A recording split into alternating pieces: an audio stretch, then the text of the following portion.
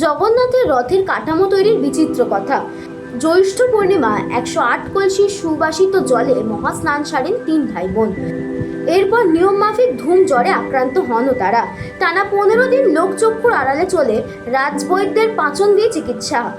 এই নির্বৃত্ত পর্ব সুস্থ হয়ে মাসির বাড়ি যাওয়ার ক্ষেত্রে প্রস্তুত করে। জগন্নাথ দেবের 45 ফুট উঁচু রথের নাম নন্দীঘোষ, যা স্বয়ং দেবরাজ ইন্দ্রের দেওয়া। এই প্রধান রথে থাকে 16টি বিশালাকার চাকা। এছাড়া অন্য দুটি রথের নাম তালধ্বজ ও দর্পণ দল বা পদ্মজ। প্রাচীন শাস্ত্রীয় বিধি মেনে যুগ যুগ ধরে এই নামকরণ চলে আসছে।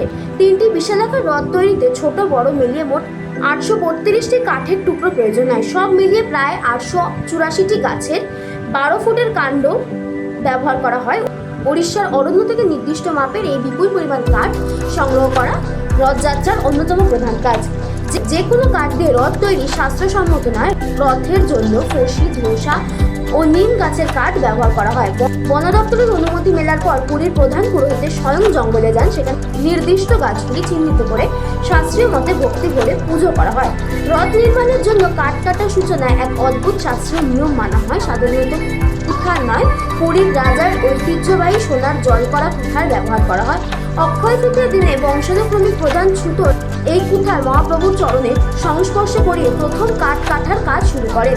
আধুনিক বিজ্ঞানকে চমকে দিয়ে এই বিশাল রথ তৈরিতে একটি লোহারও পেরেক বা স্ক্রু ব্যবহৃত হয় না।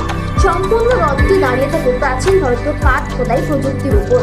নিখুঁত কাঠের খিলান জোড়া দিয়ে অবিশ্বাস্য শক্তিতে তৈরি হয় দুর্ভেদ্য এই 3টি রথের কাঠামো। Bureau report, target news, Kolkata.